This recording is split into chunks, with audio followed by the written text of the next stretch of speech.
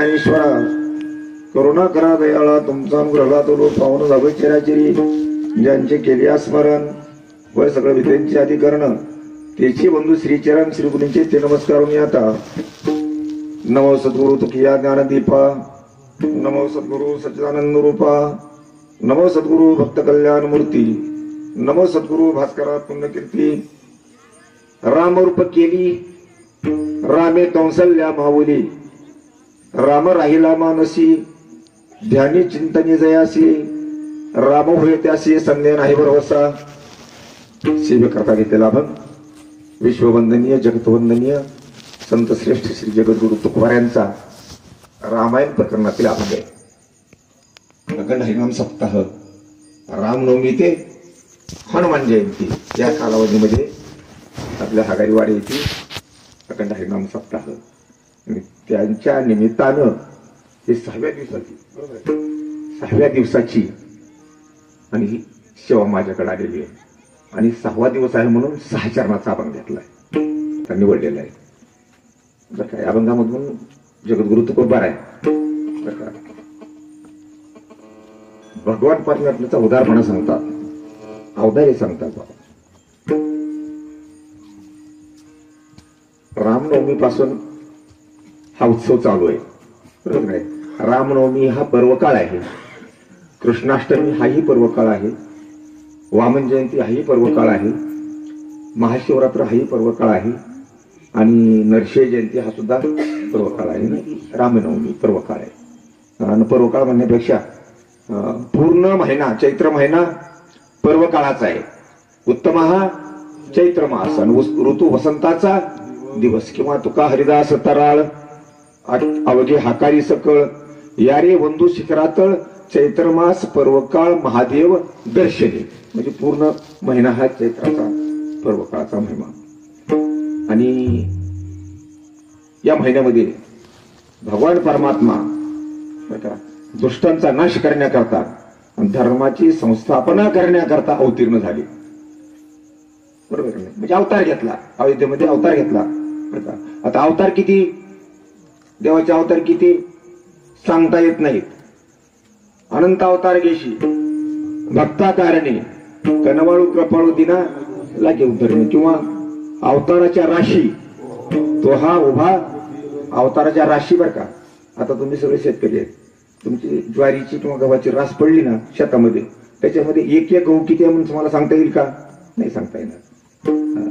पायल्या सांगता येणार नाहीत. त्याच्या आदल्या सांगता येणार नाहीत. किती पोते भरतील हे सुद्धा राशीमध्ये बर का किती भरतील हे सुद्धा सांगता येणार नाही. आणि मग ज्वारी आपल्याला सांगता येईल का? एक एक करून किती किती ज्वारी आहे सांगता येत नाही. किती कण आहेत सांगता येत नाही. तसं अवतार किती झाले भगवान परमात्म्याचे हे सांगता येत नाही. अवताराच्या राशी तो हा उभा विठेवरी शंखचक्र गदा पद्म सहित हरी किंवा महाराज वर्णन करतात बाळकेडीमध्ये रुपये अनंताची अनंत अपार रुपये अनंताची अनंत अपार किती रूप धरले किती वेश धरले किती सोंग घेतले अनंत अपार तुकोबार सांगतात. रुपये अनंताची अनंत अपार नकळे साचार तुका म्हणे खरंच खरंच त्याचे किती अवतार आहेत हेच कळत नाही तुकोबार म्हणतात. वेदांनी 24 अवतार सांगितले. वेदांनी किती सांगितले 24 आणि ज्ञानोबारांनी किती सांगितले 10 अवतार बहुमंडळी नाना चरित्रे खेळसी ज्ञानोबारांनी 10 अवतार सांगितले. मत्स्य अवतार 1 कच्छ 2 वराह 3 नरसिंह 4 वामन 5 परशुराम 6 राम 7 कृष्ण 8 पंढरीचा हा बौद्ध अवतार 9 आणि कलंकी 10 अवतार भूमंडळी नाना चरित्रे 10 अवतार सांगितले. आता त्याच्यापैकी 2 अवतार परिपूर्ण अवतार आहेत. पूर्ण अवतार 2 आहेत बर का. बाकी सगळे अवतार किती असू द्या अपूर्ण अवतार आहेत. अपूर्ण आहेत म्हणजे काय तेवढ्या कामापुरतं भगवान परमात्मा प्रगट झाले आणि निजधामाला निघून गेले. नरसिंह अवतार बघा भक्त प्रदारा तास होऊ लागला म्हणून बर का खामातून भगवान परमात्मा प्रगट झाले आणि प्रगट झाल्यानंतर हिरण्यकशिपूला मारलं त्याचा वध केला आणि भगवान निजधामाला गेले. तेवढाच अवतार म्हणजे अपूर्ण अवतार तेवढ्या कार्यापुरता. पण राम अवतार आणि कृष्ण अवतार हे पूर्ण अवतार आहेत. तुकोबाराय वर्णन करतात, दुर्जनाचा येणे करुणी संहार. मध्ये तुकोबाराय सांगतात अवतार भरपूर झाले पण पूर्ण अवतार दोन आहेत. कोणते कोणते? एक राम अवतार आणि एक कृष्ण अवतार, असे दोन परिपूर्ण अवतार आहेत. आता मला सांगा, तुम्ही दोन अवतार तुमच्या मी समोर ठेवलेले, कृष्ण अवतार आणि राम अवतार, यापैकी श्रेष्ठ अवतार कोणता?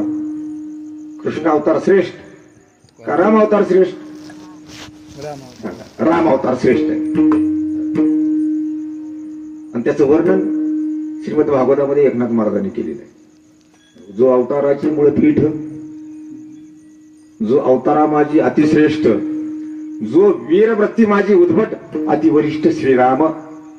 भागवतातल्या भाऊ आहेत चौथ्या अध्यायात. पापे जळती रामनामे, रामनामांकित वंदिजे यमे, आणि गणिकेची कर्माकर्मे श्रीरामे जाण निर्धारिली. जो देवाचे बंध सोडी, 33 कोटी देव रावणाच्या बंदीशाळेमध्ये होते, त्यांना सुद्धा सोडवलं. पण त्या अवतारामध्ये, राम अवतारामध्ये. राम अवतार हा श्रेष्ठ अवतार आहे. कसा श्रेष्ठ आहे? कृष्ण अवतारामध्ये जाईल तिथं बायको करायची, जिथं भगवान परमात्मा जातील तिथल्या बायका केल्या. त्या जाबवंताकडे गेले, त्याची मुलगी ती जाबवंती, तीही बायको केली. किती बायका केल्या? 16,108 बायका. जाईल तिथं बायको करायची कृष्ण अवतारामध्ये. पण राम अवतारामध्ये एक पत्नी, एकच बायको, एक पत्नी, एक बाणी, एक वचनी, आणि मर्यादा पुरुषोत्तम असा मर्यादा आहे त्या अवतारामध्ये. मर्यादेची सीमा सांभाळली महाराज. मर्यादेच्या बाहेर भगवान परमात्मा वागला चढे कृष्ण अवतारासारखं. मर्यादा आहे कसा? फक्त याच्यात मुद्दे मला भरपूर सांगता येतील. राम अवतार आहे कसा याचे मुद्दे मला भरपूर सांगता येतील, पण मी फक्त 2 मुद्दे सांगणार आहे. पहिला मुद्दा, तो सुंदर आहे. भगवान परमात्मा कसा आहे? सुंदर आहे.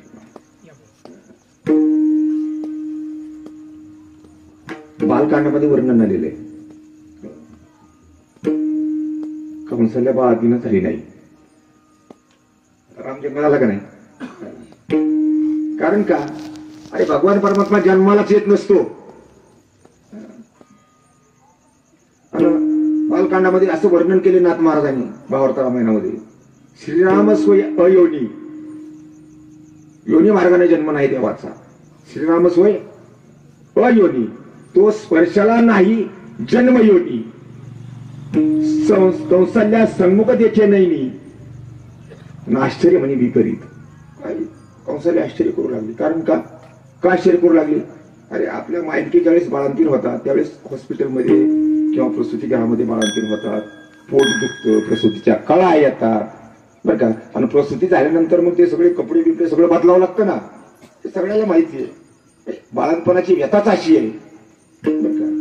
पण कंसाच्या बाबतीमध्ये तसं झालं नाही.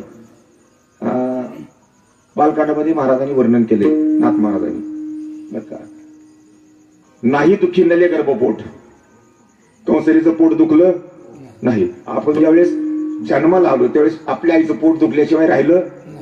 पोट दुखलं, यानाच्या काळ्या आल्या, भयंकर त्रास झाला. पण कंसलेच्या बाबतीमध्ये नाही दुःखी नले गर्भपोट, नाही लागली वेन उद्भट. वेन म्हणजे प्रसूतीच्या काळा, यानाच्या काळ्या सुद्धा लागल्या नाहीत.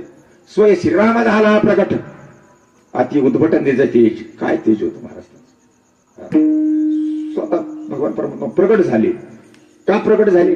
देवाचा जन्म योनी मार्गानं नाही आहे. तुम्ही आम्ही योनी मार्गानं, आईच्या योनी मार्गानं आपण जन्माला येतो. पण भगवान परमात्मा हा अविनाशी आहे, त्याचा कदापि नाश होत नाही. आणि स्वयं तो कसा आहे? तो प्रगट होतो. सोनियाचा दिवस अमृत पाहला. अरे भगवान परमात्मा प्रगट झाला म्हणून कंसाला आश्चर्य करू लागले. स्वतःच्याकडे पाहिलं, येण्याच्या काळा नाही, पोट दुखलेलं नाही, कपडे खराब झालेले नाही, काहीच नाही, कुठलं काहीच दुःख नाही. समोर लेकरू दिसतंय 8 वर्षाचं, तिथंच पोरग आहे ते. राम म्हणजे तिथंच कंसालेचाच मुलगा. आश्चर्य. स्वप्रकाशे स्वलीळा, स्वप्रकाशे स्वलीळा. स्वतःच्या लिलेनं स्वतःच्या स्वयंप्रकाशाने भगवान परमात्मा प्रकट झाले अयोध्येमध्ये. रामप्रभू प्रकट झाले. स्वप्रकाशे स्वलीला निज तेजी अतिस्वज्वळा. काय तेज होतं त्याचं. घवघवीत घनसावळा पाहे डोळ्या कंसवल्या. हे बालकांडामधल्या सगळ्या गोबी आहेत. पाहू लागली म्हणजे एक तो सुंदर आहे. आणि दुसरा मुद्दा मला सांगायचा आहे, तो उदार आहे, एक सुंदर आहे. मुद्दे याच्यावर भरपूर सांगता येते. देवाचे मुद्दे का नाही सांगायला रात्र पुरणार नाही, पण आपल्याला 2 तासापुरते 2च मुद्दे घ्यायचे. पहिला तो सुंदर आहे आणि दुसरा तो उदार आहे. ज्ञानोबराने बी 9व्या अध्यायामध्ये वर्णन केले. ऐसा अपकारिया तुझा उपकारू, तू अपात्री परी उदारू. वेदान म्हणून दारवंटे सुरू झाला शिबळीचा. ज्याची पात्रता नाही त्याला सुद्धा मोक्ष देणारा भगवान परमात्मा आहे, त्याला उदार म्हणायचं. तो म्हणायचं एका कडीमध्ये प्रमाण आहे. ठसा त्रिभुवनी उदार हा शिरोमणी. अरे उदारामध्ये तो शिरोमणी आहे. सगळ्यापेक्षा सर्व देवापेक्षा उदार, भयंकर उदार. त्याच्या उदारपणाला सीमा नाही. औदार्याची सीमा काय वर्णो रघुरामा. काय वर्णन करावं त्या औदार्याचं त्या उदारपणाचं. मला काय उदारपणा सांगतात तो खूप बरं आहे. का उदार म्हणतात त्याचं कारण फक्त एकच आहे. तो आपल्या दासाला आपलं पद देतो. तो आपल्या दासाला आपलं पद देतो किंवा आपल्या दासाला आपली पदवी देतो. आपुलेच देशी पद महाराज देवाला म्हणतात तुझायचा कोण, उदाराची राशी. तुझ्यासारखा या त्रिभुवनामध्ये कुणी नाही, उदार कुणी नाहीच. आपुलेची देशी पददासा. तू आपलं पद आपल्या दासाला, आपल्या भक्ताला देतोस. आपली पदवी आपल्या भक्ताला देतोस. थोडस चिंतन मानतो. काही पद आपोआप मिळतात, काही पदव्या आपोआप मिळतात. म्हणजे कशा मिळतात. पोराचं लग्न केलं त्याला पदवी मिळाली, पती नावाची पदवी मिळाली. लग्न केले की तो पती झाला. जी सोनूबाई तिचा पती झाला. पोरग झालं पुढं की पुन्हा दुसरी पदवी वाढली. कोणता. तो बाप झाला. पहिला पती झाला, पुन्हा बाप झाला. आणि समजा पुन्हा म्हाताऱ्या वयामध्ये 50-60 वर्षाच्या वयामध्ये गेल्यानंतर पुन्हा पोरला पोरग झालं म्हणजे नातू झाला. नातू झाल्यानंतर पुन्हा पदवी वाढली का नाही. पुन्हा आजोबा. पहिला कुमर होता, तो कुमर. लग्न नव्हतं तेव्हा तो कुमर होता. कुमराचा तो पती झाला, पतीचा तो बाप झाला, बापाचा तो आजोबा झाला. म्हणजे आपोआप मिळाल्या काही पदव्या. त्याला काय करावं लागलं का. आपोआप मिळतात. काही पदव्या लोकांकडून मिळवाव्या लागतात बरं का. महात्मा गांधी ही पदवी लोकांकडून मिळाली. जगानं पदवी त्यांना दिली महाराज. त्यांनी कुठं कम्युनिटी नाही, कुठं कॉलेज नाही. महात्मा गांधी या पदवीचं कॉलेज कुठं जगामध्ये नाही. ही पदवी तुम्ही आम्ही त्यांना दिली. लोकमान्य टिळक ही पदवी तुम्ही आम्ही त्यांना दिली.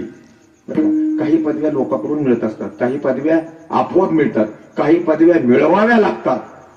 उदाहरणार्थ वकील. अभ्यास करावा लागतो, परीक्षा द्याव्या लागतात, पास व्हावं लागतं, रात्रभर डोळे फोडावे लागतात. आणि मग पास झाल्यानंतर मग काय पदवी मिळते. वकील, कलेक्टर, अभियंता, जे काही पदव्या असतात ते कष्ट करून मिळाव्या लागतात. काही पदव्या त्याला बी कष्टच करावं लागतं. उदाहरणार्थ राम नावाची पदवी का नाही कष्ट करून मिळवावी लागते. राम हा आपली पदवी आपल्या दासाला देतो, पण त्याच्याकरता राम म्हणावं लागतं. राम म्हणतात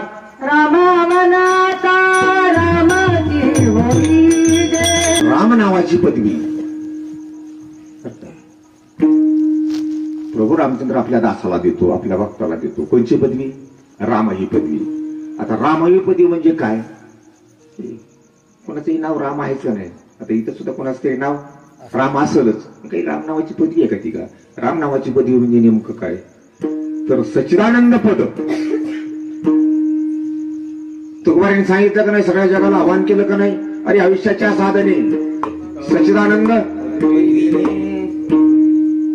कोणती पदवी घ्यायची आपल्याला. सत, चिद आणि आनंद. कोड करून सांगतो तुम्हाला. सत म्हणजे काय. सत म्हणजे प्रभू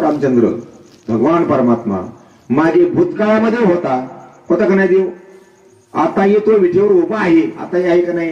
आणि आपण मेल्यानंतर का नाही अनादी काळापर्यंत तो राहणारच आहे. अनेक काळामध्ये, सर्व काळामध्ये तो राहणार आहे. त्याला देश काळाचं बंधन नाही. न लगे देश काळ मंत्र विधान सकळ, त्याला देश काळाचं बंधन नाही महाराज.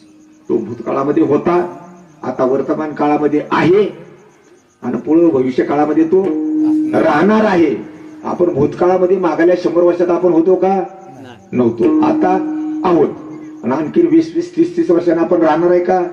नाही राहणार. पण भगवान परमात्मा मागही होता, आताही आहे आणि पुढेही राहणार आहे. याचं नाव काय? सत. त्याला काय म्हणायचं? सत. चिद. आता चिद म्हणतो. चिद या शब्दाचा अर्थ सांगतो. चिद म्हणजे जो सर्वांच्या अंतर्यामी आहे, प्रत्येकाच्या हृदयामध्ये आहे आणि प्रत्येकाच्या हृदयामध्ये राहून सुद्धा प्रत्येकाचे अंतःकरण जाणतो. सगळ्यांना तो जाणतो, सर्वांना तो जाणतो, सगळेच अंतःकरण तो जाणतो. न सांगता कळे अंतरीची गुज. आणि आता तुझी लाज न सांगता तुम्हा कळू येते. सर्वांचं अंतःकरण तो जाणतो आणि सर्वांना तो चांगला ओळखतो. त्याला चिद म्हणायचं. सत आणि चिद. सत, चिद आणि आनंद, ज्याचं स्वरूपच आनंद रूप आहे. तो कुमाराने ते स्वरूप पंढरी क्षेत्रामध्ये रावळामध्ये गेल्यानंतर पाहिलं.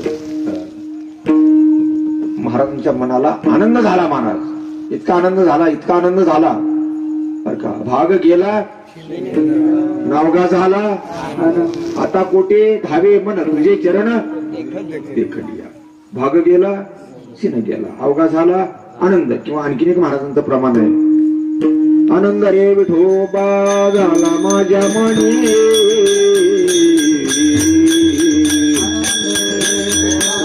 ज्याला पाहिल्याबरोबर आनंद होतो किंवा सुखाला सुख भेटतं, सुखाला सुख होतं, असं आनंद हे ज्याचं स्वरूप आहे त्याला काय म्हणायचं? सत, चिदानी आनंद ही पदवी आहे बरं का. आयुष्याच्या साधने सचिरानंद पदवी घेणे म्हणजे राम नावाची पदवी घेणे. कोणाला दिली? कौसल्येला. कोणाला दिली?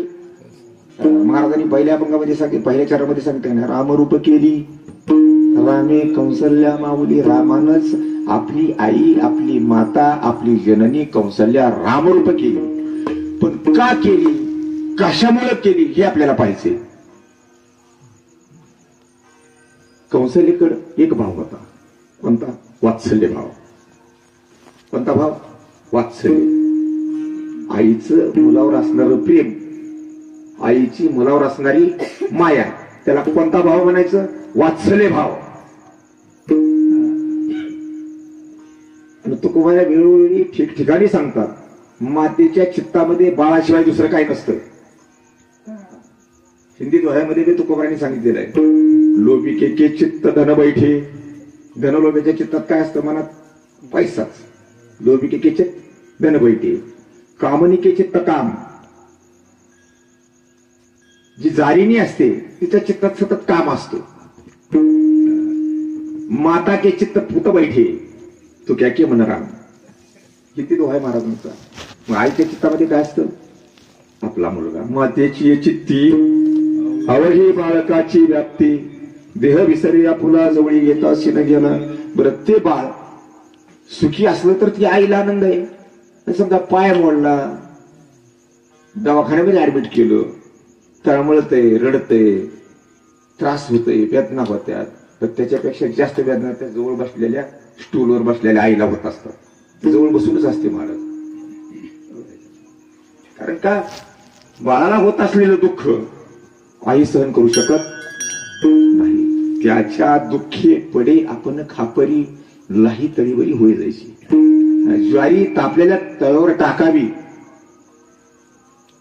ज्वारी, तवा लाल भडक असा तापलेला राहावा, आणि वरी ज्वारी टाकल्या टाकल्या जसे तडा तडा तडा तडा त्याच्या लाह्या तयार होतात का नाही, तसं आईचं अंतःकरण असं तुटत असतं. मला लाह्याच आहेत त्याच्या.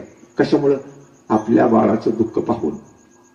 म्हणून नेहमी आपल्या बाळाची काळजी घेणारी ती आई असते. तुका म्हणे माता वाहे तानुल्याची चिंता. आपल्या बाळाची चिंता सर्वस्वी माता करीत असते. का करते? कळवळीची जात. अळशी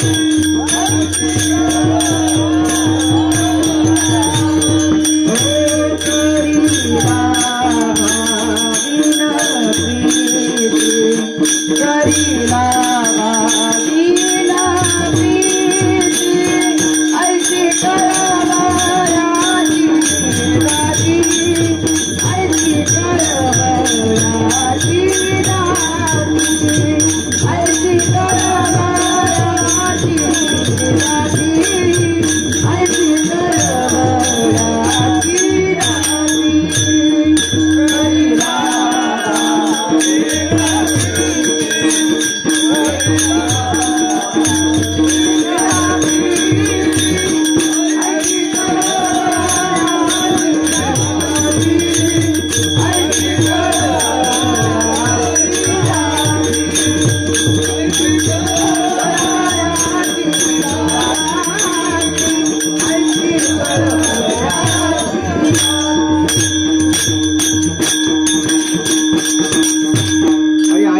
कळवेची जात आहे आणि आपल्या मुलावर ना ती 12 वर्षाचा असो 10 वर्षाचा असो 8 वर्षाचा असो 9 वर्षाचा असो 5चा असो 4चा असो 3चा असो 2चा असो वात्सल्य प्रेम करणार म्हणलं की करणार आणि फुकाट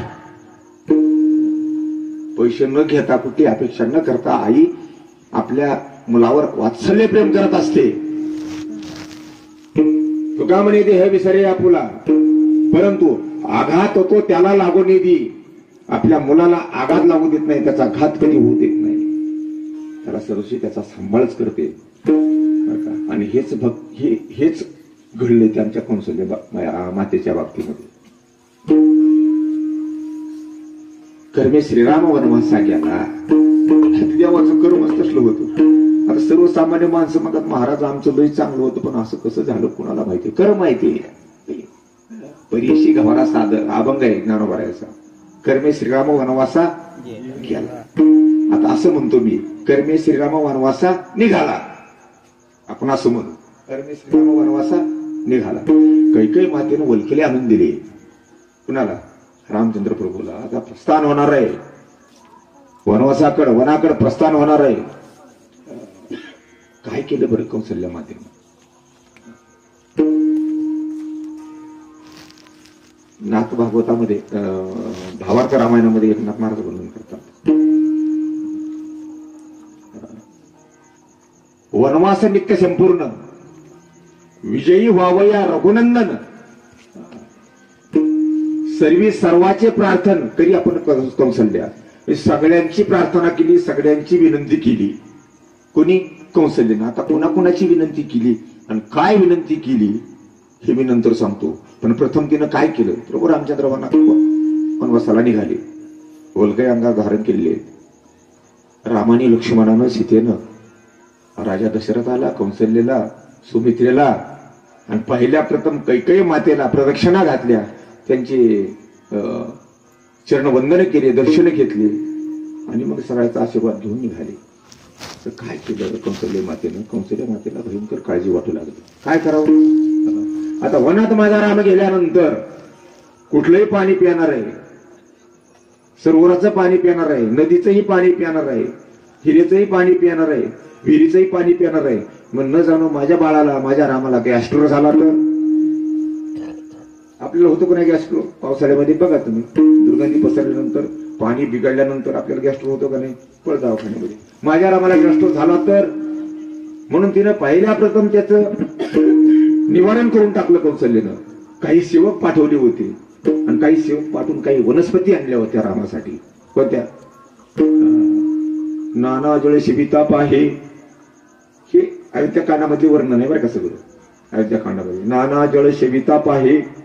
रोग उपजोची न आहे. रोग झाला नाही पाहिजे. गॅस्ट्रो झालाच नाही पाहिजे. उलटी सारखा झालीच नाही पाहिजे. कुणाला रामाला. त्याही वनस्पती आणवणी लवलाये बांधिल्या बाहेर रामाच्या. हे रामायणाच्या गोळी येतात. ती वनस्पती आणल्या. त्या वनस्पतीचे कडे बनवले आणि ते कडे कुठे घातले रामाच्या दंडामध्ये. आता भीती नाही. आता गॅस्ट्रो होणार नाही. आता उलटी संडास होणार नाही. आता कुठलंही पाणी पिऊ द्या. नाना जळे शिबिताप आहे. रोग न उपजोची आहे. त्याही वनस्पती आणवणी लवला आहे बांधिल्या बाहेर रामाच्या. अशा दंडामध्ये बांधल्या. आता दुसरी एक वनस्पती अशी होती. ज्या वनस्पती देखील प्रती जी वनस्पती पाहिल्याबरोबर राक्षसे जीव घेऊन पळती. एक वनस्पती अशी आहे कुठे हिमालयामध्ये.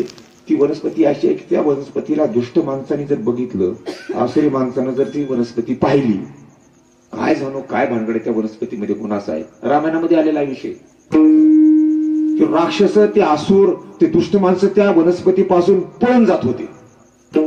त्याही वनस्पती आणल्या कौशल्यनं, मागून आणल्या महाराज, मागून आणल्या.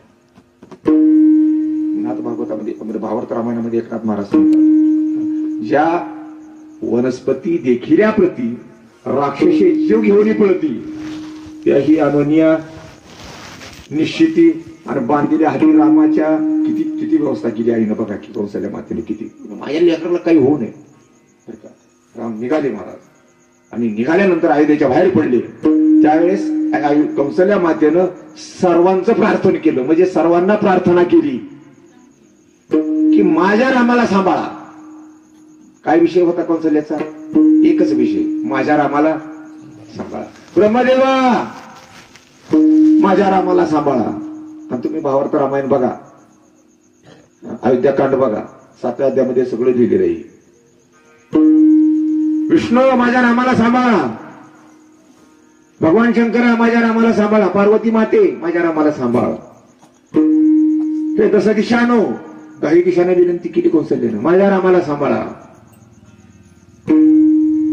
हे अष्टदिक्पालानो माझ्या रामाला सांभाळा. शेवटी विजेला सुद्धा विजा पडतात ना पावसाळ्यामध्ये, विजा आमच्या मराठवाड्यामध्ये बरीच माणसं गेले वीज पडून. त्या विजेला सुद्धा कौशल्या मातेने विनंती केली, काय विजेची काही विनंती, तुम्ही न पडावे रामाप्रती, तुम्ही रामावर पडायचं नाही बरं का. विजेला विनंती करता सगळेच प्रार्थना कौशल्याने केलं. का केलं? वात्सल्य प्रेम होतं, आईचं मुलावर असणार वात्सल्य प्रेम आहे. आम्हाला एक लहानपणी कविता होती बरं का, प्रेमा स्वरूप आई वात्सल्य सिंधू आई, बोलाव तुझ आता मी कोणत्या उपायी. कविता होती आम्हाला. वात्सल्य सिंधू आहे. वात्सल्य सिंधू म्हणजे प्रेमाचा सागर आहे. तर ती आपल्याला महाराजांनी रचलेलं गाणं म्हणायचं नाही कीर्तनामध्ये.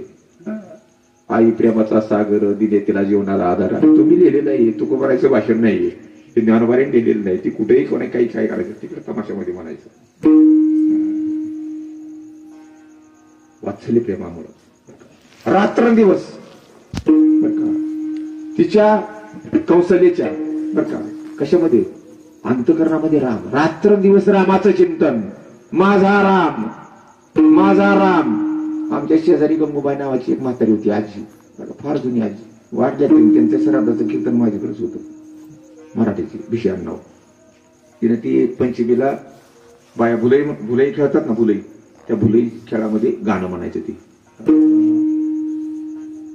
दशरथानं कैकईला दिलं वचन, रामाशी पाठवावना, जा जा जा जागे ना कुणी जागे, माझ्या रामाला ना कुणी जागे. असं ती भुलईवर गाणं म्हणायची. कोण? गंगूबाई नावाची म्हातारी, आमच्या शेजारची, तिकडे गावाकडे मराठवाड्यामध्ये. याचा अर्थ असा की कौशल्याचं भगवान परमात्म्यावर रामावर असणारं वात्सल्य प्रेम होतं. रात्रंदिवस राम, मनामध्ये राम. मनामध्ये काय बसला?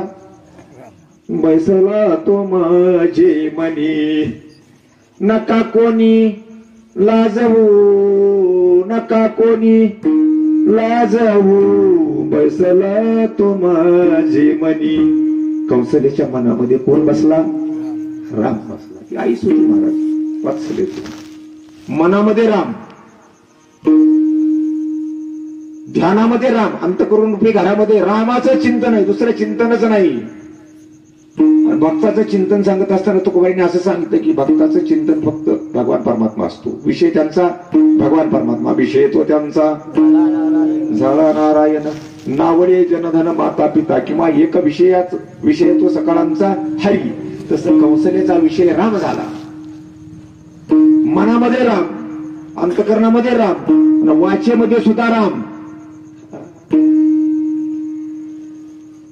पांडुरंग ध्यानी, पांडुरंग मनी, जागृती स्वप्नी पांडुरंग. जागृत अवस्थेमध्ये रामाचं चिंतन, झोपी गेलं तरी रामाचं चिंतन, स्वप्नामध्ये गेली तरी रामाचं चिंतन, स्वप्न सुद्धा रामाचंच, विषय दुसरा नाही. आणि असा विषय तिचा झाला म्हणून उदारा रामप्रभूंनी आपली स्वतःची पदवी आपल्या मातेला दिली. आपलं सच्चिदानंद पद कंसाला हयात असतानाच तिला पदवी बहाल करून टाकली. काय केलं? कंसाला रामरूप केली. का केली? तिच्या मनामध्ये राम, तिच्या अंतकरणामध्ये राम आणि तिच्या वाचेमध्ये सुद्धा राम. आपल्या वाचेमध्ये राम नाही. तुकोबाराय म्हणतात, जगाचं सांगत असताना महाराजांनी अशी प्रमाण वापरली, कैसा राम अभागिया, कैसा राम अभागिया. अरे अभागी मनुष्याच्या मुखामध्ये राम येतच नाही. बाकी काही बडबड करील, अनंत वाचाळ, बरं ती बरं, त्या कैशनीदार पावी हरी किंवा आणखीन एक महाराजांचा तुकोबाराचा अभंग आहे, तुमच्या ऐकण्यामध्ये असेल तो, अनुहात ध्वनी वाहेस कळापिंडी. म्हणजे आपल्या पिंडामध्ये, आपल्या शरीरामध्ये ध्वनी वाहत असतो. ध्वनी याचा शब्दाचा अर्थ सांगतो तुम्हाला, आतून हवा बाहेर जाते आणि बाहेरली हवा आत येते. हे चालूच आहे बरं का. बाहेरची हवा आपण नाकाद्वारे आत घेतो, आतली हवा अनुहात ध्वनी वाहे सकळा पिंडी. तो वारा वाहत आहे, बाहेर राहत, बाहेर राहत. वासुदेव करी तू फेरा, वाडी आत बाहेर दारा. कोणाला वासुदेव म्हटले? ती हवा आहे का नाही, हवा आतमध्ये जाणारी, तो वासुदेव आहे. बाहेर येते तोही वासुदेव आहे. आणि आत यायचं बाहेर जायचं हे वासुदेव ज्यावेळेस बंद करील त्यावेळेस माणसं पाहुणे बोलावं लागते. वासुदेव करी तो फेरा, आतमध्ये बाहेरमध्ये, वाडी आत बाहेर दारा, आत बाहेर, आत बाहेर. अनुहात ध्वनी वासुदेव आत बाहेर बरं का. अनुहात ध्वनी वाहे सकळा पिंडी. सर्व शरीरामध्ये तोच आहे, अंधकारामध्ये तोच आहे, बाहेर येणारा तोच आहे, आत जाणारा तोच आहे. पण राम नाही तोंडी काय सातरे. अनुहात ध्वनी वाहे सकळा पिंडी.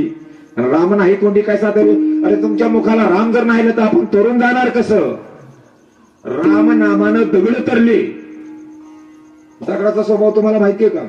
दगडाचा स्वभाव बुडणे आणि बुडविणे. समजा मला राग आला तुमचा, मी जाता जाता पायाला हाताला दगड बांधले, दगड टाकली विहिरीमध्ये उडी, तो विहीर बघून मला ते दगड वाचू देतील नाही. कारण दगड स्वतः बुडतो आणि ज्यानं अंगाला बांधले, हाताला बांधले, पायाला बांधले त्याला बुडवितो. तुकोबाराय म्हणतात दगडाचा स्वभाव बुडणे आणि बुडवणे. दगडाची नाव पहिलं तिराला न्यायची, नदीतून पलीकडे न्यायची. पलीकडे वाडा बांधायचा चालू आहे, मोठा चिरबंदी. आणि त्या दगडाच्या नावामध्ये फाजी घातल्यात, शिळा घातल्यात, मोठ्या मोठ्या दगड घातलेत आणि ती नाव आपल्याला पहिल्या तिराला न्यायची. नेता येईल.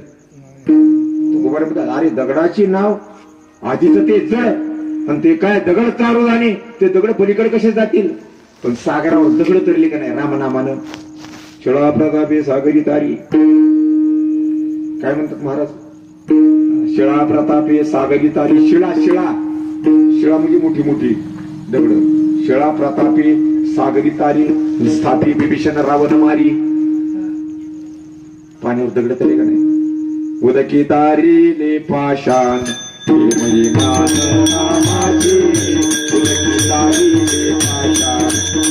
रामनामानं दगड तरली.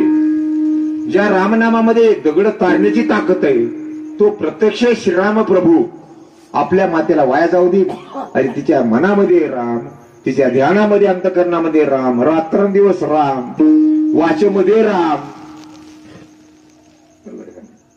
आणि म्हणून प्रत्यक्ष रामप्रभूंनी आपल्या मातेला कौसल्याला रामरूप ही पदवी दिली. म्हणजे सच्चिदानंद पदाला नेऊन पोहोचवलं हयात असताना. म्हणा पहिलं चरण. रामरूप केली, रामरूप केली, रामरूप केली, रामरूप केली. प्रभू रामचंद्राकडे आई काय, बाप काय आणि तुम्ही काय, मी काय, फरक नाही महाराज. आमचे दादा महाराज का नाही, पाटील दादा महाराज नेहमी प्रमाण देतात. किशोरला माहित आहे, तुका म्हणे ते नाही तुझी परी, राया रंका सरी देवा पायी. अरे देवाच्या पायाजवळ कुणी राजा असो नाही तर कुणी रंक असो, तिथं द्वैत नाहीये. कंसाल्या माता त्याची जननी होती, आई होती, माता होती, म्हणून तिला सच्चिदानंद पद दिलंय. हे घरच्या माणसांना दिले, आम्हाला कोण देणार आहे असं म्हणायचं नाही. ती आई असो, नाही तर संत महात्मे असो, नाही तर कुणी असो, जो त्याची सेवा करील त्याला तो पद बहाल करतो. तुम्ही म्हणाल आम्हाला, अरे तुम्ही त्याची सेवा करा. आणि तुकोबांनी दुसऱ्या चरणामध्ये हे सांगितलेलं आहे, जगाला आव्हान केले, तुम्ही सुद्धा राम नावाची पदवी मिळवा किंवा सच्चिदानंद उप नावाची पदवी मिळवा. आयुष्याच्या साधने सच्चिदानंद पदवी घेणे, ही पदवी तुम्ही घ्या, पण कशी घ्या? तुमच्या सुद्धा मनामध्ये राम, ध्यानामध्ये राम आणि वाचेमध्ये राम, 3 प्रकार सांगितले तुकोबांनी. मनामध्ये राम, मनाबद्दल राम असताना सुद्धा तुकोबांनी स्वतःच्या मनाला समजावून सांगितलं बरं का. स्वतःच्या मनाला अगोदर उपदेश केला. कुणी माझा उपदेश, मी उपदेश करणारा, मी उपदेश करण्याकरता मृत्यू लोकांमध्ये आलो, पण जगाला उपदेश करण्याच्या अगोदर तुकोबाराय म्हणतात मी स्वतःला उपदेश करून घेतो. माझा मत उपदेश नय आणि काशिरीस. बाकीचे मी कुठले विचारच करत नाही, मी माझ्या मनाला स्वतः उपदेश करतो. तुकोबाराय स्वतःच्या मनाला काय उपदेश केला? करी हेची काम, करेची काम, करेची काम. तुकोबाराय स्वतःच्या मनाला म्हणतात, ए मना, एकच काम कर. कोणतं काम? करी हेची काम. मना जपे राम नाम. स्वतःच्या मनाला उपदेश महाराज करतात. लागो हाची छंद, मना गोविंद गोविंद किंवा गोविंद गोविंद, मना लागलिया छंद. मग गोविंद ते काय भेद नाही देवात आहे. गोविंद नावाचा किंवा राम नावाचा छंद लागला पाहिजे. मानसी राम पाहिजे, अंतकरणामध्ये रामच पाहिजे आणि वाच्य सुद्धा रामच पाहिजे. मग रामरूप होतो. ध्यासन.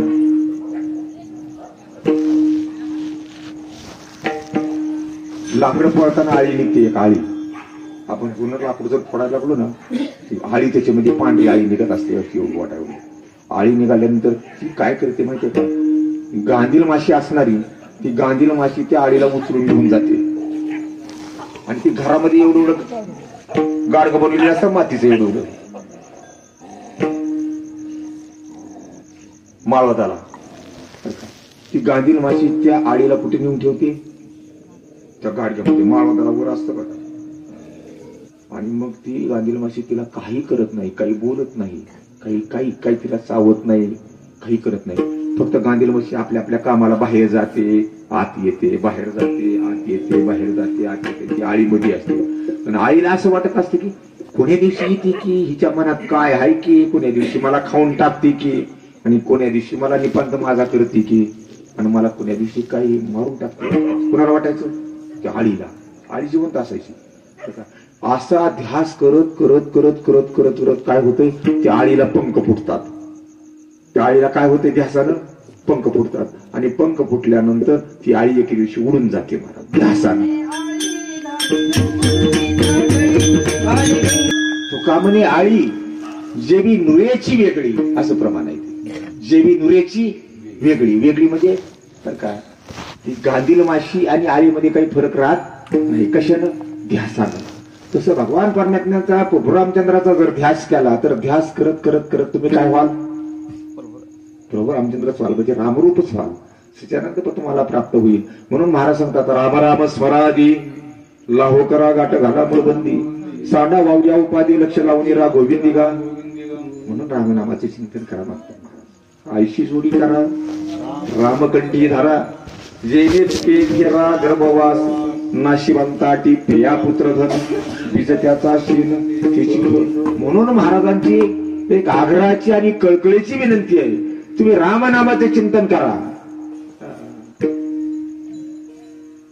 महाराज म्हणतात, ज्याचे भीत आहे जगात सर्वश्रेष्ठ दानशूर परमात्मा, विठेवरी ज्याची पावले समान, तोची एक दानशूर दाता, ब्रेद ज्याचे जगदानी, तोची मनी स्मरावा, समपाय करकटी, उभा कटी विवरेच्या. त्या भगवान परमात्म्याचं अंतकरणामध्ये चिंतन करावं, मनामध्ये चिंतन करावं. नुसतं मनातच नाही, अंतकरणात सुद्धा पाहिजे. एक फार महत्वाचा विषय महाराजांनी रामायणातला मांडलेला आहे आणि तो गाथेमध्ये आलेला आहे. मी मगाशी सांगितलं की सागरावर दगड तरले, बरोबर आहे का नाही? सागरावर सेतू बांधत असताना सागरावर दगड तरले रामनामाच्या चिंतनानं, बरोबर. उदकी तारिले पाषाण, हे मेहमान नामाचं मेहमान आहे, नामाचा प्रताप आहे. दगडाचा स्वभाव मी मगाशी सांगितलं, दगड कसलाही टाका, बारका टाका, मोठा टाका, पाण्यामध्ये बुडणार आणि बुडविणार, हे दगडाचा स्वभाव आहे. पण उदकी तारिले पाषाण हे मेहमान नामाचे, सागरावर दगड धरले ते नामाचा महिमा. तुकोबाराय म्हणतात, जयाने तारिले पाषाण सागरी, तो ध्यारी अंतरी स्वामी माझा. हे 100 चरणाच्या अभंगातलं प्रमाण आहे. पांडुरंगा करू दुसरी चरणा संतांच्या 100 चरणाच्या अभंगामधलं हे महत्वाचं प्रमाण आहे. तुकोबाराय सांगतात, जयाने तारिले पाषाण सागरी, तो ध्यारी अंतरी स्वामी माझा, माझ्या जीवाची केली सोडवण, ऐसा नारायण कृपाळू हा, हाची माझा नेम, हाची माझा धर्म, आणि वाचे नित्यनाम विरुबाचे. रामनामाचे चिंतन करा, मनामध्ये चिंतन करा, अंतकरणामध्ये त्याचंच ध्यान करा. आणि वाचन सुद्धा त्याच रामनामाचं स्मरण करा.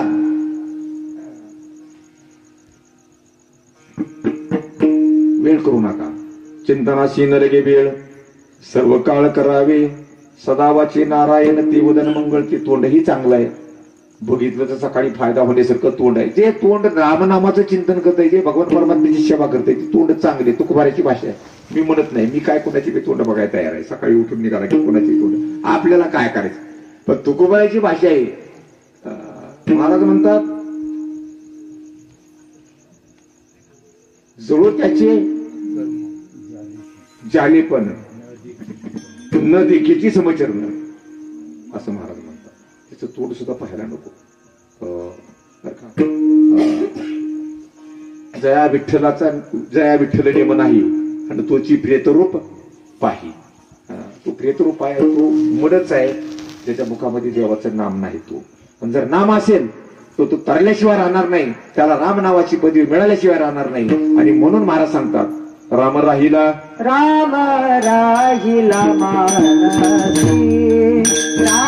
याच्यात 2 शब्द महाराजांनी सांगितले. संदेह नाही, संशय नाही. संशयच घेऊ नका, राम होईल का नाही असा संशय घेऊ नका.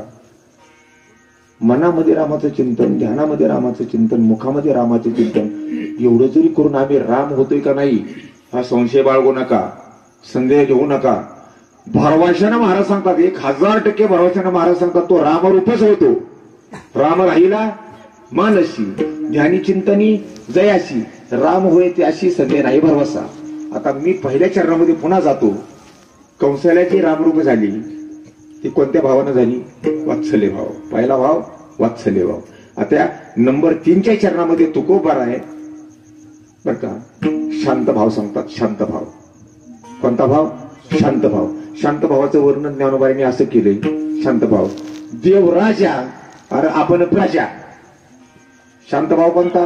देव राजा आहे आणि आपण त्या राजाच्या प्रजा आहोत. अयोध्येमध्ये प्रभू रामचंद्र निघाले वनवासाला, आणि अयोध्येच्या बाहेर मला वाटते 4 ते 5 किलोमीटर त्यांचा रथ आला. सुमंत, सीतामाई, लक्ष्मण, राम शिरवी नदीकडे निघाली. निघाल्यानंतर ते राम होते. महाराज मागाई पाहिलं. कुणी? रामाने माग वळून पाहिलं. माग वळून पाहिल्यानंतर इतका जनसमुदाय त्यांच्या दृष्टीमध्ये पडला, इतके माणसं त्यांना सगळा रान पांढरा शिपट दिसू लागला. जत्रा भरली पौर्णिमेची तमाशा करता. असं झालं तुला तिकडं माणसंच. लक्ष्मणाने विचारलं, दादा गावातील लोक काय येत का काय अयोध्येमध्ये? आपल्या माग काय येत असतील? रामाने सांगितलं सुमंताला रथ थांबवतो. रथ थांबवला आणि थांबवल्यानंतर ती सगळी लोक आली. कोण कोण निघाली होती माहितीये का तुम्हाला? रामाच्या माग वनवासाला कोण कोण निघाले अयोध्येतले लोक माहितीये का? पहिले वेद पाठक निघाले. पहिले कोण निघाले? वेद पाठक. दुसरे अग्निहोत्री निघाले. रामाच्या मागे निघाले वनवासाला अग्निहोत्री. अयोध्येमधले सगळे लोक, जनसामान्य समुदाय, अग्निहोत्री निघाले, वेद पाठक निघाले, कोळी निघाले, कोष्टी निघाले, तांबुडी निघाले, सांबार निघाले, तेली निघाले, कुंभार निघाले, परीट निघाले, सोनार निघाले, सगळ्या जातीचे लोक निघाले. रथ थांबवला.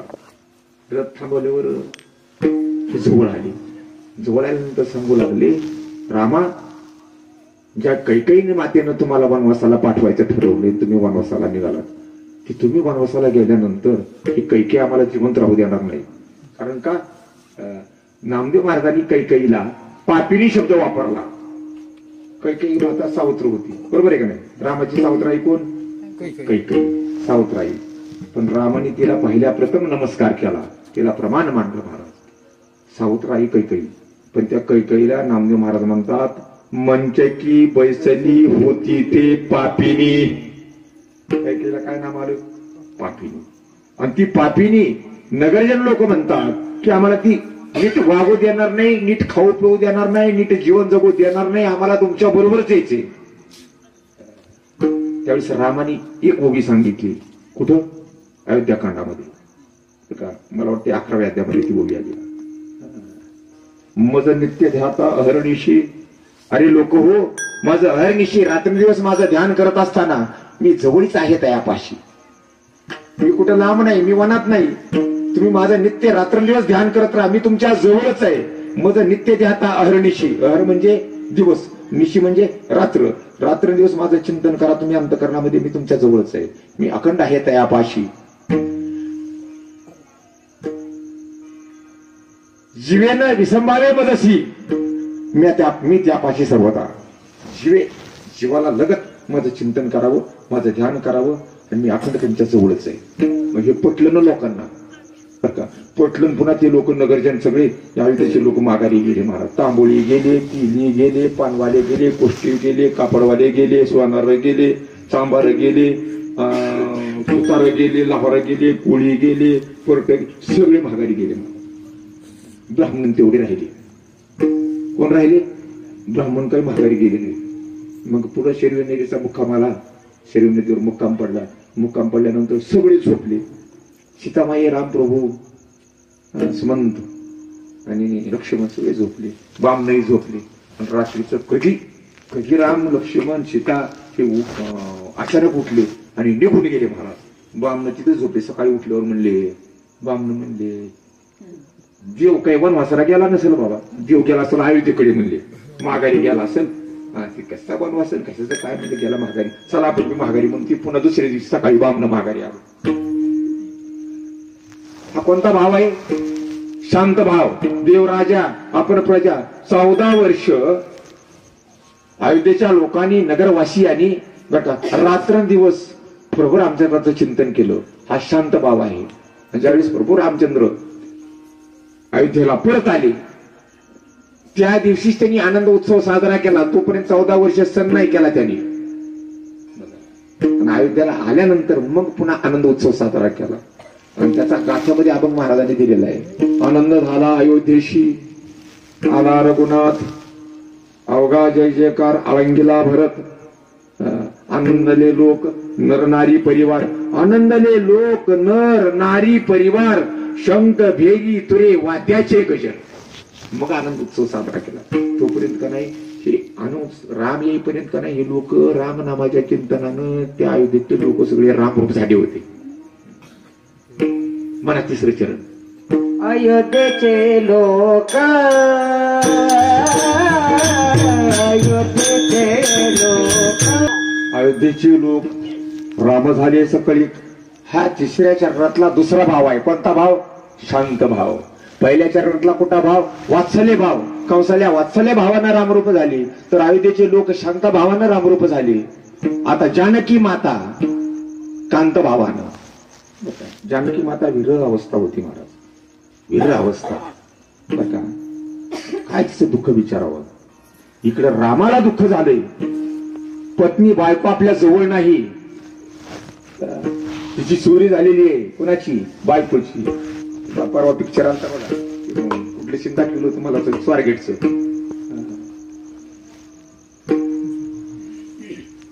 बायकोची चोरी झालेली आहे.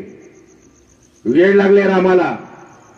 ह्या झाडाला भेट, त्या झाडाला भेट, सीते सीते सीते सीते म्हणून भेटू लागला, रडू लागला राम. झाडांना विचारू लागला, माझी सीता पाहिली का? जांभळीच्या झाडाला विचारावं, आंब्याच्या झाडाला विचारावं, बोरीच्या झाडाला विचारावं, माझी सीता पाहिली का? विषय सीता झाला, बायकोच विषय झाला. तुकोबऱ्याचा त्याचा पुरावा गाथ्यामध्ये दिलेला आहे. वनांतरी रडे ऐसे पुराणे पोवाडे. देव वनात असं पुराणामध्ये सांगितलंय, देव रडत होता सीतेसाठी. इकडं देव सीतेसाठी रडत होता आणि अशोक वनात सीता रामासाठी दुःख करत होती. तिची विरह अवस्था, वियोग अवस्था. महाराज ज्ञानोबारायांची आणि देवाची बरेच दिवस भेट नाही आणि देव लवकर भेटूनच गेले. ज्ञानोबाराय महाराजांना विरह ताप आला. कोणता ताप? विरह ताप. विरह ताप असा आला की कुठल्याही औषधानं, कुठल्याही वल्लीनं, कुठल्याही आयुर्वेदिक औषधानं सुद्धा तो ताप थंड होईना. ज्या धनु वाजे गुण गुण वायरा वाहे ऋण धुना भवतारको हा का नावे की भेटवा का. लोकांनी ज्ञानोबारांना ताप आला म्हणून चंदन उगाळा, चंदन त्याची उटी तयार केली आणि ज्ञानोबाराच्या अंगाला लावली. तर ज्ञानोबारांनी त्याला उत्तर दिलं, त्याला माणसाला जनची अंगाला चंदनाची उटी लावली. अरे म्हणले, चंदनाची चोळी माझे सर्वांग पोळी. हे चंदन कसं आहे? शीतळ करणार आहे. चंदनाचा स्वभाव कसा आहे? शीतळ करणे. सुगंधित तर तो आहेच, पण जे अंगाला लावल्यानंतर शीतळता प्राप्त होते. पण ज्ञानोबाराय म्हणले, तो चंदन मला पोळू लागला, चंदनाची चोळी माझे सर्वांग पोळी. याचं कारण काय? विरह ताप आहे. तो विरह, भेट नाहीये. तसं सीतेची आणि रामाची भेट नाही, विरह झाला बर का. ही विरह भाव पाहिला आणि त्याच्यामध्ये एक दुसरा भाव उचला. कोणता भाव? कांत भाव. कांत भाव म्हणजे प्रभू रामचंद्र पती आहे, मी त्याची पत्नी आहे. एकनिष्ठता, मी पतिव्रता आहे आणि राम माझा पती आहे. तो कांत भाव. या कांत भावानं ती अशोकवनामध्ये चिंतन करू लागली. रात्रंदिवस रामाचं चिंतन आहे. आणि जवळ ती त्या त्रिजटा नावाची राक्षसी नाही. कोणती राक्षसी? त्रिजटा नावाची राक्षसी. त्या राक्षसीला विचारते, वासुगीच्या वनी सीता शोक करी, काहो अंतरले रघुनाथ दुरी, येऊनी गुंफे माझी दुष्टे केली चोरी, कामज आणले अवघड लंकापुरी हो, सांगवो त्रिजटे सखय ऐशी मात, देईल का नेदी भेटी रघुनाथ, मन उतावळ झाला दुरी पंत, राहू न शके प्राण माझा कुडियात, त्रिजटे माझा जीव आता, माझा प्राण इथं राहत नाही, मी मरते. जोपर्यंत मला राम भेटत नाही तोपर्यंत मला आता दम निघणार नाही. सांग बरं त्रिजटे, मी कोणतं पाप केलं होतं? गाईला आणि वासराला दोघांची ताटातूट केली होती का? की लहान वासरू असताना मी गाय कुठे नेऊन खाटकाला ऐकली का? हे पाप माझ्याकडून घडलं का? किंवा नवीन वधूवर आहेत, नवीन लग्न झालेलं आहे, त्या नवीन वधूवराची मी ताटातूट केली का? त्यांचा संसार मी मोडला असेल का? काय गुंत पाप केले? काय दुष्टाचरण मी होते केले? सांग बरं त्रिजटे, काय दुष्टाचरण मी होते केले? पत्नी पुरुषा गायी वत्सा बिघडिले, नकळे व माव चरणांतरले. रामाचे चरण माझ्या अंतकरणापासून माझ्या जवळून दूर गेले. राम मला भेटत नाही, रघुवीर मला भेटत नाही, रघुनाथ मला भेटत नाही. हा कोणता भाव आहे माहितीये का? कांतभाव. कांतभाव आणि विरह भावानं अशोकवनामध्ये प्रभू रामचंद्राचं ध्यान आणि चिंतन करत करत सीतामाई जानकी रामरूप झाली. चिंतनानं रामरूप होते. मानसी चिंतन पाहिजे, अंतकरणामध्ये तेच चिंतन पाहिजे आणि मुखात सुद्धा तीच चिंतन पाहिजे. तुकोबारे म्हणतात आपलं वेगळं आहे आणि आपलं तुकोबाऱ्यांनी सांगितलेलं आहे, अंतर्यामी जाणत साच्या मन में एक उपरवाच्या. आपल्या मनात चिंतन नसतं, आपलं फक्त वरचं चिंतन असतं. मन में एक उपरवाच्या म्हणजे आतमध्ये एक आणि मनामध्ये एक, तोंडामध्ये एक, असं वेगवेगळं असतं. पण भक्तांचं तसं नसतं महाराज. सीतेच्या अंतकरणात जे चिंतन होतं तेच कंठामध्ये होतं, तेच नाभीमध्ये होतं आणि तेच वैखरी वाणीमध्ये सुद्धा तेच होतं, ते चिंतन होतं. 4 वाणी येत नाही तुम्हाला, 4 वाण्या माहिती नसतात. हे फक्त आपल्याला एक माहिती आहे. कोणती? परा, पश्यंती, मध्यमानी, वैखरी. परा वाणीमध्ये रामाचं चिंतन आहे, मध्यमामध्ये रामाचं चिंतन आहे कंठामध्ये, आणि वैखरी वाणीमध्ये सुद्धा रामाचं चिंतन आहे. अशा रामनामाच्या चिंतनानं जानकी रामरूप झाली. म्हणा तिसरे स्मरता जानकी स्मरता जानकी स्मरता जानकी स्मरता जानकी स्मरता जानकी. जानकी सीता माता रामनामाचं स्मरण करून आशिकावनामध्ये रामरूप झाली. ज्याचं चिंतन केली तेच अवस्था प्राप्त झाली. ती सच्चिदानंद रूप अवस्था प्राप्त झाली. ती रामनामाची पदवी तिला प्राप्त झाली. हयात असताना रामरूप झाले. कपी हनुमंतराय सुद्धा रामरूप झाले. कसे झाले? कुठल्या भावानं झाले? दास्य भावानं. कुठला भाव? पहिला वात्सल्य भाव, दुसरा शांत भाव, तिसरा कांत भाव, चौथा कांत भाव आणि पाचवा दास्य भाव आहे. त्यांनी दास्यत्व केलेलं आहे. दास्यत्व निकट हनुमंत पै केले. दास्यत्व निकट हनुमंत पै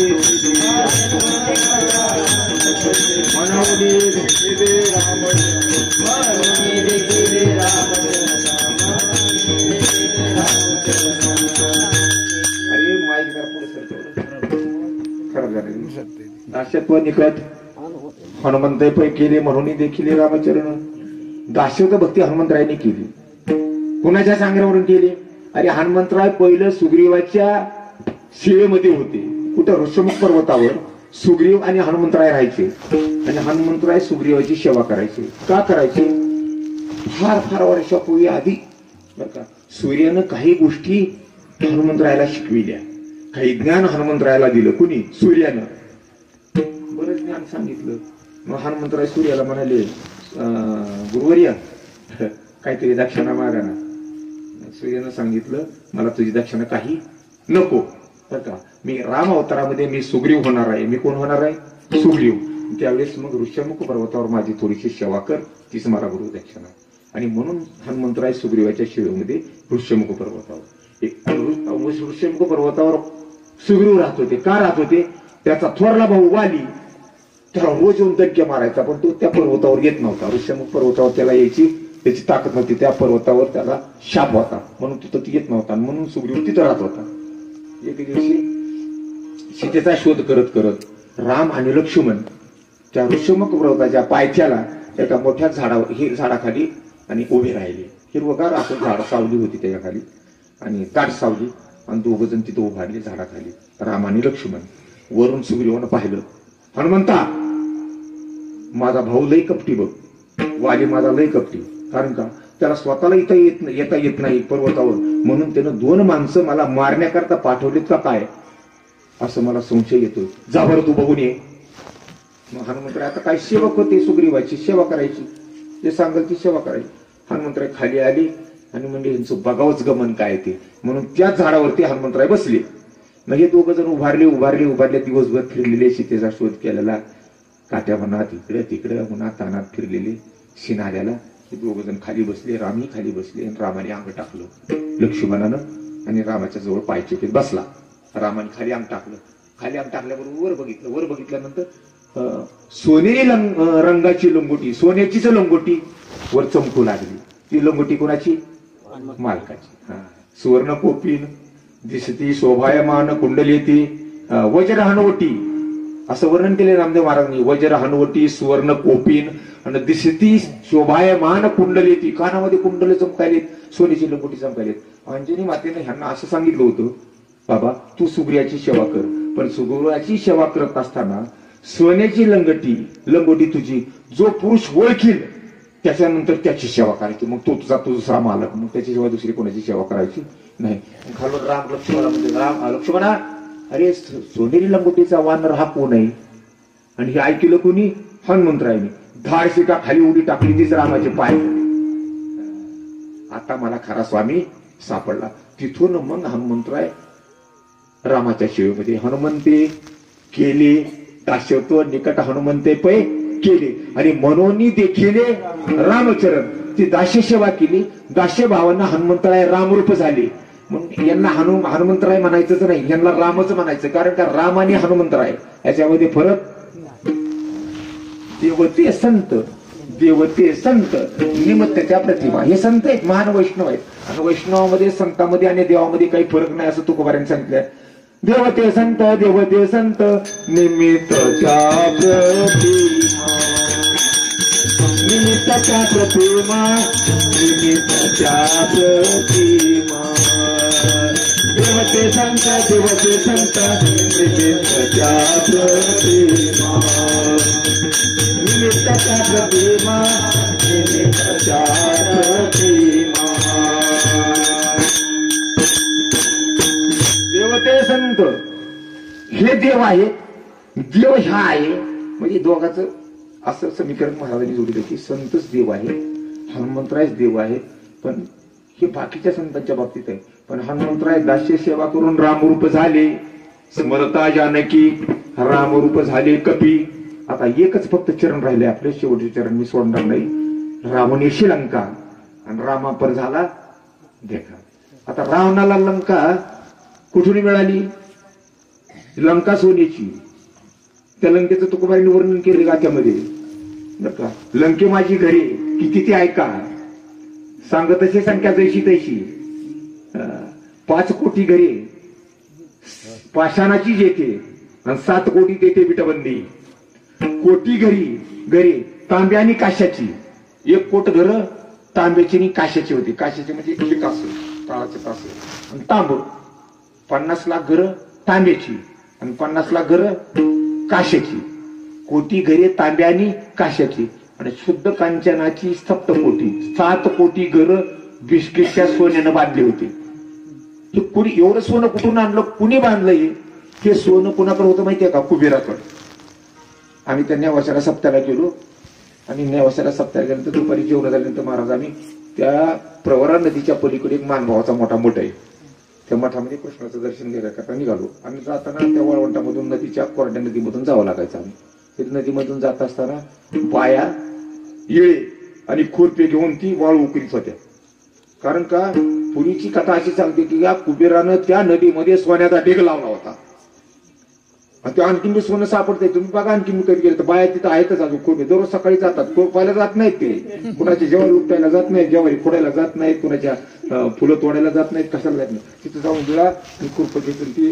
प्रवरा नदीमध्ये बरोबर ग्रॅम 1.5 ग्रॅम अर्धा ग्रॅम काहून आपण सोनं सापडणारच कारण का तिथं सोन्याचा ढेग कुणी लावला होता कुबेरानं ते सगळाच तिथून उचलला आणि त्या सोन्याची लंका बांधली कुणी कुबेरानं आता लंका बांधल्यानंतर ही लंका द्यायची कोणाला विचारलं लोकांनी कुबेरजी ही लंका तुम्ही सोन्याची बांधली कोणासाठी भगवान शंकरासाठी बांधली कैलास पर्वतावर कुठं मसनवाट्यात बस भजन कर कुठं स्मशानात बस कुठं मर्यापाशी बस हे असं करण्यापेक्षा सोन्याच्या घरामध्ये राहू दे की सोन्याच्या लंके कुणाला भगवान शंकरला म्हणून भगवान शंकरासाठी कुबेरानं ती लंका तयार केली सोन्याची आणि वास्तुशांतीचा दिवस ठरला मोठे पत्रिका वाटल्या सगळ्या 33 कोटी देवानं पत्रिका वाटल्या वास्तुशांतीचं कीर्तन बी ठरलं नारदाचं कीर्तन ठरलं सगळे आले भजनी मंडळी सगळं आलं कीर्तन झालं वास्तुशांती झाली मग ब्राह्मण कोण होता रावण पूजा करता वास्तुशांतीच्या ब्राह्मण रावण होता पूजा झाली मग रावण निघाल्यानंतर भगवान शंकर म्हणले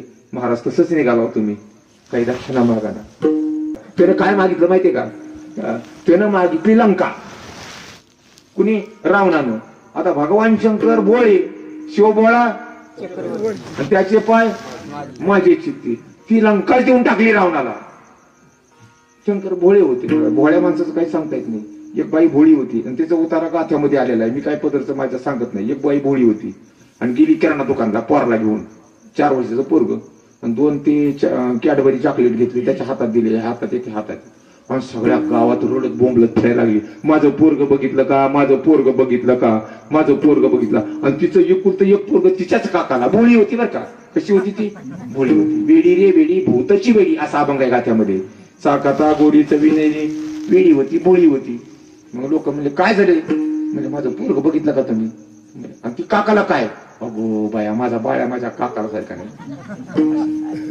दुसरी एक बोळी बाई होती ती काच्यामध्ये अभंगामध्ये झाले याच अभंगामध्ये आलेलं आहे ती बाई बोळी बरं का पाठीला एक लेकरू बांधलंय असं इकडून जोडीमध्ये 2 हाताला 2 लेकरं किती झाले 3 एक खांद्यावर इकाडल्या 4 इकाडल्या खांद्यावर 5 आणि एक पुढी आणि एक माग किती लेकरं होती तिला 7 आणि गावात फिरायला लागली आणि गावातल्या लोकांना विचारायची काय विचारायची माहितीये का माझा नवरा कोणता आहे सांगा बरं सात जन्म घातलं त्यांना.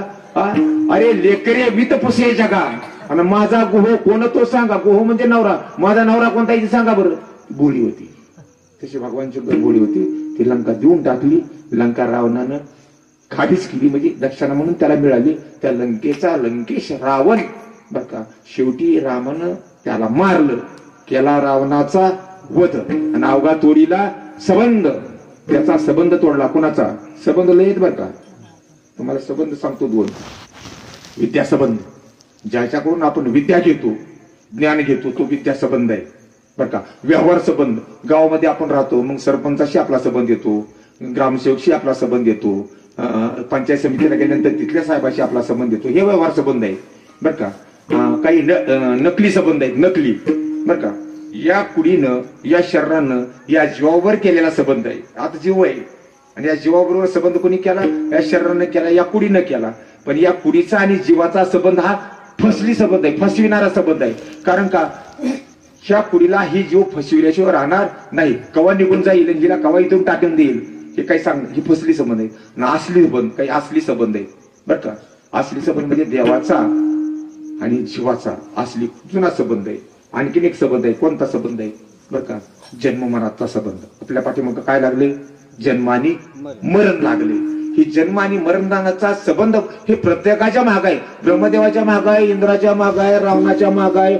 जेवढं दिसतंय तेवढ्याच्या पाठीमागे जन्म आणि मरण लागलेलं आहे. हे चुकत नाही कोणाला.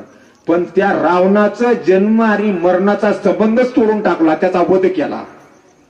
रावणाचा वध. आणि अवघा तोडीला संबंध. लंका राज्य विभीषण असं द्रुपद आहे त्याचा संबंध तोडला. रावणाचा वध केला बर का. आता रावणाकडे कुठला भाव होता. रावणाकडे वैरभाव होता. वैरभाव. मला सांगा तुम्ही नव्यामध्ये भगवान परमात्मा अर्जुनाला म्हणतात अर्जुना अरे भलती या जाती जन्मावे. कुठल्याही जातीमध्ये जन्माला जावं. भलती या जाती जन्मावे. वरी अंत्यजही व्हावे. अंत्यच कळाला का शब्द. अंत्यजही व्हावे. कुठल्याही जाती जन्माला जावं.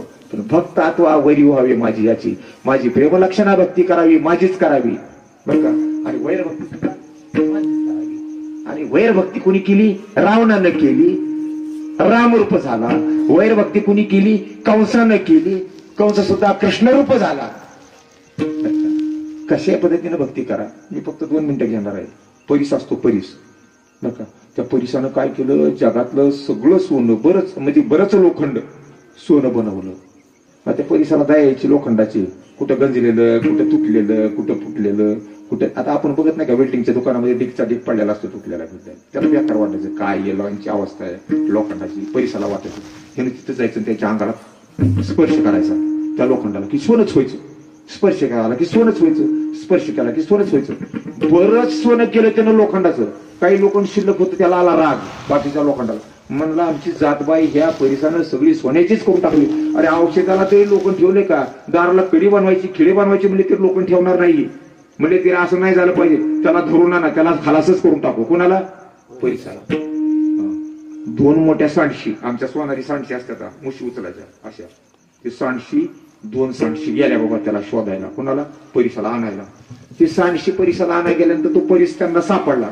त्या सांडशीनं असं पकडल्या ती सांडशी सुद्धा सोन्याच्या झाल्या. अरे परिसाचा स्वभाव आहे लोखंडाचं सोनं करणं. ती सांडशी झाल्या सोन्याच्या. आणला धरून परिस बाबा. मोठी लफारीतून आयरन आणली. आयरन खाली ठेवली. घन बी आणला. मोठा घन आणला. विहिरीमध्ये घन वापरतात का नाही. जम्पर घन आमच्याकडे जम्पर म्हणतात. एवढा तुकडा असतो लोखंडाचा बाराचा. त्याला बोळ पाडण्याकरता आवाज घेण्याकरता त्याला जम्पर म्हणतात. जम्पर ते घन आणला आणि ती परिस त्या आयरनीवर ठेवला आणि वरून घन मारला बर का. परिस निष्ठून गेला. पण ज्यावेळेस परिस आयरनीवर ठेवला त्यावेळेस आयरन सुद्धा सोन्याची आणि घन सुद्धा सोन्याचा झाला. अरे भगवान अर्जुनाला म्हणतात अर्जुना आगा फोडावया लागी किंवा परिसाला खलास करायचे म्हणून राग आयरणीवर ठेवला वरून घनानं मारलं. हागा फोडावया लागी लोह लागे परिसांगी तो मिळतीये प्रसंगी सोन्याची. कशाही पद्धतीनं तुम्ही प्रेमानं त्याला चिटकवा परिस सोनच होणार. राग आणलं तरी सोनच होणार. तसं प्रेमलक्षणा भक्ती जरी माझी केली तरी मी त्यांना मोक्षच देतो. त्यांना रामरूपच करतो. त्यांना सच्चिदानंद पद देऊन टाकतो, राम नावाची पदवी देऊन टाकतो, आणि वैर भक्ती केली, माझ्याशी वैर जरी केलं तरी मी त्याला राम नावाची पदवी देत असतो. म्हणून शिव 5व्या चरणामध्ये जगद्गुरु तुकोबाराय म्हणतात, रावणाचं हेच झालं, रावणाचं हेच झालं. रावणेशी लंका महादेवांनी दिली, पण रावण स्वतः रामरूप झाला, राम आपण झाला देखा. आता जगाला म्हणतात महाराज काय, ऐसा नित्य रामध्याय. राम नका का ध्यान करू, रामाचं नका का ध्यान करू, पण विठ्ठलाचं तरी एकदा भजन करा. विठ्ठल विठ्ठल विठ्ठल विठ्ठल. ऐसा, ऐसा म्हणजे कैसा, कंसले सारखा, हनुमंतरायासारखा, अयोध्येच्या लोकांसारखा, रावणासारखा, सीतेसारखा. ऐसा नित्य रामध्याय, जो नित्य रामाचं चिंतन करतो, तुकोबाराय म्हणतात मी त्याच्या पायाला वंदन करतो. ऐसा नित्य राम ध्याय, आणि तुका वंदी त्याचे पाय. किती रामनामाची जगद्गुरु तुकोबारायांना आवड होती. तुकोबारायांना रामनामाची आवडी होती, आणि जे जे लोक रामनामाचं चिंतन करतात त्यांच्यावर किती प्रेम होतं तुकोबारायचं बघा की, तुका वंदी त्याचे पाय. आणि म्हणून तर शेवटच्या चरणामध्ये महाराज सांगतात, ऐसा नित्य राम ध्याय, तुका वंदी त्याचे पाय. राम राहिला मानसी, ज्यानी चिंतनी जयासी, राम होय त्याशी संदेह नाही भरवसा. महाराज